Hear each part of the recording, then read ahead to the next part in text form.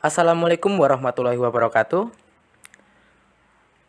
Sebelumnya, perkenalkan kami dari kelompok 5 yang beranggotakan saya sendiri Wahyu Anggi Pratama dan rekan saya Lina Wati akan mempresentasikan bab konsep aktiva. Pada bab kali ini, beberapa pokok pembahasan konsep aktiva yang akan kita bahas dalam bab kali ini, yaitu yang pertama ada karakteristik, yang kedua penilaian, yang ketiga pengakuan, yang keempat masalah khusus, dan yang kelima IFRS, teman-teman. Baiklah teman-teman, selanjutnya kita masuk ke materi karakteristik aktiva. Nah, karakteristik aktiva itu ada 6 teman-teman. Yang pertama, adanya karakteristik manfaat di masa mendatang. Yang kedua, adanya pengorbanan ekonomi untuk memperoleh aktiva. Yang ketiga, berkaitan dengan entitas tertentu. Yang keempat, menunjukkan proses akuntansi. Yang kelima, berkaitan dengan dimensi waktu. Yang keenam, berkaitan dengan karakteristik keterukuran. Nah, aktiva itu adalah manfaat ekonomi yang mungkin terjadi di masa mendatang, teman-teman, yang diperoleh atau dikendalikan oleh suatu entitas tertentu sebagai akibat transaksi atau peristiwa masa lalu. Ini dikatakan oleh FASB pada tahun 1980. Nah, seperti yang teman-teman lihat di PowerPoint kali ini adalah 3 karakteristik utama di dalam aktiva, teman-teman. Oke, untuk karakteristik yang pertama itu memiliki manfaat ekonomi. Suatu dikatakan sebagai aktiva apabila memiliki manfaat atau potensi jasa yang cukup pasti di masa mendatang. Nah, manfaat ekonomi dapat mengalir ke perusahaan dengan berbagai cara, teman-teman. Yang pertama, dapat digunakan baik sendiri atau bersama aktiva lain dalam produksi barang dan jasa yang dijual unit usaha. Yang kedua, dapat dipertukarkan dengan aktiva lain. Yang ketiga, dapat digunakan untuk melunasi hutang. Yang keempat, dapat dibagikan ke pemilik perusahaan. Nah, untuk karakteristik utama yang kedua itu diperoleh dan dikuasai oleh unit usaha. Sesuatu dapat dikatakan sebagai aktiva bila unit usaha tertentu bisa menggunakan manfaat aktiva tersebut dan menguasainya sehingga bisa mengendalikan akses pihak lain terhadap aktiva tersebut, teman-teman. Kemudian, yang ketiga, hasil dari transaksi masa lalu. Nah, suatu unit usaha bisa mengakui suatu aktiva jika telah terjadi transaksi atau peristiwa lain yang menyebabkan suatu entitas memiliki hak atau pengendalian terhadap manfaat dari aktiva tersebut, teman-teman. Selanjutnya, teman-teman masuk ke materi konsep penilaian. Nah, di sini dalam konsep penilaian itu ada tujuan penilaian. Nah, tujuan penilaian itu ada 4, teman-teman, dalam aktiva penilaian aktiva kali ini. Yang pertama, sebagai salah satu langkah dalam pengukuran laba.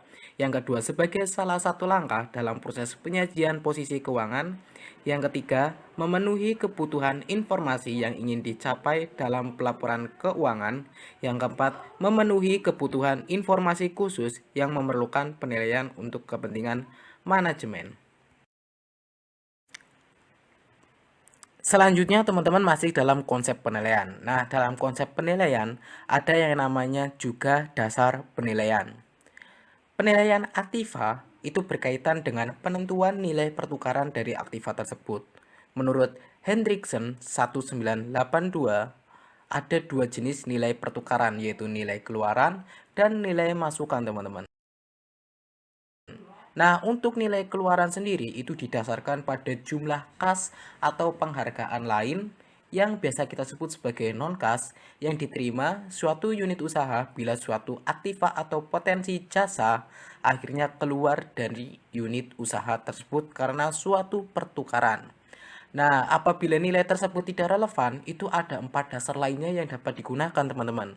Yang pertama ada discounted future cost resume of service potential. Yang kedua, harga keluaran sekarang. Yang ketiga, nilai kas sekarang. Yang keempat, nilai likuidasi. Nah, untuk nilai masukan itu ada dasar penilaian yang dapat digunakan untuk nilai masukan kali ini yaitu ada 4 dasar yang digunakan teman-teman. Yang pertama ada cost historis, yaitu harga pertukaran barang dan jasa pada saat terjadinya. Kemudian yang kedua ada cost masukan terkini, yaitu harga pertukaran yang harus dikorbankan pada saat sekarang untuk memperoleh aktiva yang sejenis dalam kondisi yang sama. Yang ketiga ada discounted future cost, yaitu nilai sekarang pengorbanan ekonomi di masa mendatang seandainya potensi jasa tertentu diperoleh sekaligus pada saat sekarang, teman-teman. Yang keempat atau yang terakhir yaitu ada standar cost.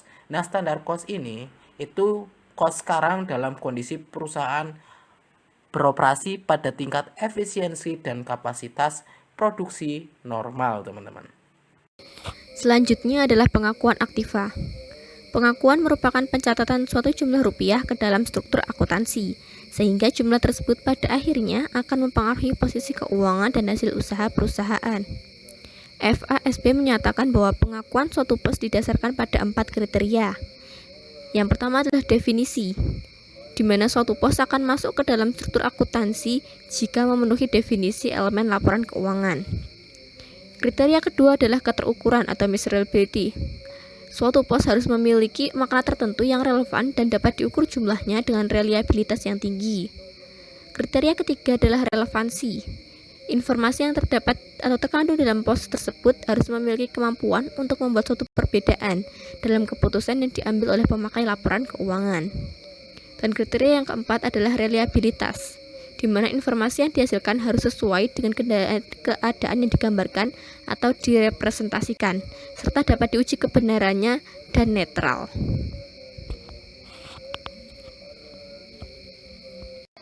Selanjutnya adalah masalah-masalah khusus. Di dalam konsep aktiva, ada beberapa masalah khusus yang sering diperdebatkan sampai sekarang. Yang pertama adalah beban tangguhan. Masalah utamanya adalah apakah beban tangguhan bisa digolongkan sebagai aktiva dan jenis beban tangguhan seperti apa yang bisa dimasukkan ke dalam aktiva. Nah, menurut The Committee on Terminology, beban tangguhan bukanlah suatu aktiva dalam arti umum. Tetapi, jika beban tersebut dibandingkan dengan pendapatan masa mendatang, maka dalam struktur akuntansi, beban tersebut bisa diklasifikasikan sebagai aktiva di dalam neraca. Lalu kriteria umum yang dijadikan dasar untuk menentukan beban tangguhan adalah yang pertama, apabila kos jasa tersebut merupakan pengeluaran yang sah dan wajar, dan apabila kos jasa tersebut merupakan suatu faktor yang manfaatnya di masa mendatang dapat diantisipasi dan mudah, dan yang ketiga adalah apabila kos jasa tersebut merupakan jenis pengeluaran yang terjadi tidak secara berulang-ulang setiap periode. Masalah yang kedua adalah kapitalisasi bunga. Masalah utamanya adalah apakah bunga untuk pinjaman tersebut bisa dikapitalisasi dan masuk ke dalam elemen kos fasilitas fisik tersebut. Menurut Hendriksen ada beberapa perlakuan terhadap bunga tersebut. Yang pertama adalah bunga tidak dikapitalisasi. Yang kedua adalah bunga bisa dikapitalisasi dan dimasukkan sebagai elemen kos fasilitas fisik yang dibangun sendiri. Dan yang ketiga adalah bunga bisa dikapitalisasi tetapi tidak dimasukkan sebagai elemen kos fasilitas fisik yang dibangun. Bunga bisa dikapitalisasi untuk aktiva yang memenuhi syarat tertentu. Syarat-syaratnya yaitu apabila aktiva yang dibangun atau diproduksi untuk digunakan sendiri oleh perusahaan. Dan syarat yang kedua adalah apabila aktiva yang dibangun atau diproduksi dengan tujuan untuk dijual sebagai unit atau proyek yang berdiri sendiri. Sedangkan aktiva yang tidak bisa dijadikan objek kapitalisasi adalah aktiva yang bersangkutan sudah siap digunakan sesuai dengan tujuan pembangunan atau sedang digunakan dalam kegiatan menghasilkan pendapatan, serta aktiva yang belum digunakan untuk tujuan menghasilkan pendapatan dan juga tidak sedang mengalami perbaikan untuk siap digunakan kembali dalam operasi perusahaan. Lalu, besaran bunga kapitalisasi adalah tingkat kapitalisasi yang dikalikan dengan rata-rata pengeluaran dana selama periode konstruksi. Dan periode kapitalisasi akan berakhir jika konstruksi tersebut secara substansial telah selesai dan siap dioperasikan. Sementara bunga yang dikapitalisasi harus dibebankan sedemikian rupa sehingga sejalan dengan program depresiasi konstruksi tersebut. Masalah khusus selanjutnya adalah aktiva donasi atau sumbangan. Masalah yang sering timbul adalah jika perusahaan memperoleh suatu aktiva tanpa harus mengeluarkan atau mengorbankan sumber ekonomi, misalnya aktiva yang berasal dari sumbangan atau donasi. Tetapi meskipun aktiva sumbangan diperoleh tanpa pengorbanan ekonomi, aktiva tersebut tetap harus dicatat sesuai dengan nilai wajarnya atau nilai tunai implisitnya. Masalah selanjutnya adalah transaksi aktiva non-moneter. Masalah yang timbul apabila pengorbanan ekonomi untuk memperoleh suatu aktiva bukan berupa kas, tetapi berbentuk aktiva non-moneter. Pada kasus demikian, pengukuran yang umum digunakan untuk penentuan aktiva non-moneter adalah jumlah rupiah uang tunai yang akan diperoleh seandainya aktiva non-moneter tersebut dijual terlebih dahulu secara tunai di pasar umum. Tapi jika aktiva yang diterima adalah aktiva yang tidak sejenis, aktiva tersebut dinilai atas dasar nilai wajarnya. Sedang untuk aktiva yang sejenis, maka penilaian bisa dilakukan dengan 3 cara, yaitu 1. Jika ada unsur rugi dalam transaksi, maka nilai aktiva yang diterima adalah nilai wajar dari aktiva yang diserahkan ditambah dengan sejumlah kas tertentu yang dikeluarkan. Yang kedua adalah, jika ada unsur untung dalam transaksi, maka nilai aktiva yang diterima adalah nilai buku aktiva yang diserahkan ditambah dengan sejumlah kas tertentu yang dikeluarkan.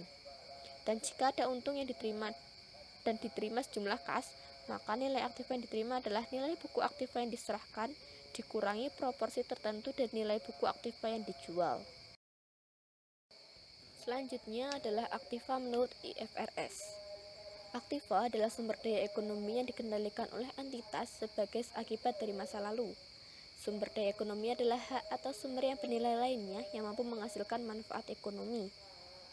IFRS secara jelas mendefinisikan bahwa aktiva adalah sumber daya dan bukan ultimate aliran masuk di masa mendatang. Dengan demikian, sumber daya bisa berupa hak yang ditetapkan oleh kontrak atau undang-undang, kemudian hak yang ditimbulkan dari kewajiban pihak lain, kemudian nilai sumber daya lain jika sumber daya tersebut mampu menghasilkan manfaat ekonomi, serta beberapa aktiva, khususnya jasa yang langsung dikonsumsi saat diterima. Selanjutnya untuk pengakuan, konsep pengakuan harus meliputi beberapa hal. Yang pertama adalah kemungkinan, kemudian relevansi dan batas cost. Selanjutnya adalah faithful representation dan meningkatkan karakteristik kualitas, variability, timelines, dan understandability. Selanjutnya adalah derecognition, adalah menarik kembali aktiva yang pernah diakui dari laporan neraca perusahaan. Kemudian untuk pengukuran neraca, konsep pengukuran harus memenuhi tujuan laporan keuangan dan memenuhi karakteristik kualitatif. IASB memberikan 3 metode dalam pengakuan aktiva, yaitu cost base, kemudian current market price, dan cash flow base lainnya.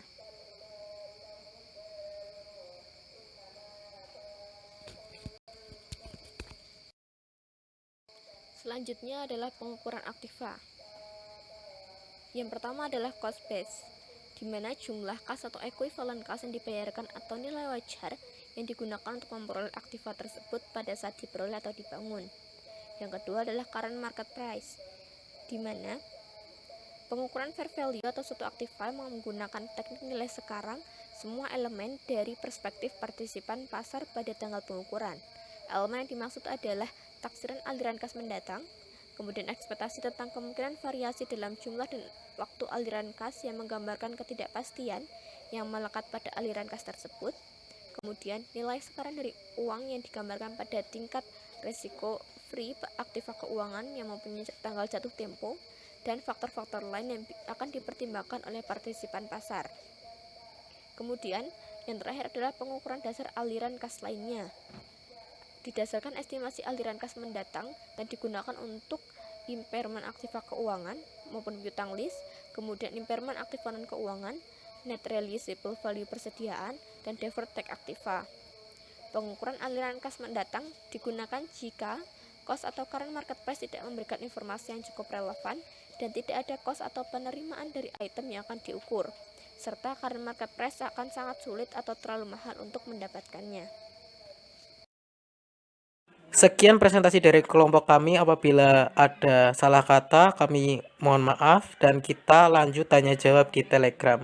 Sekian dan terima kasih.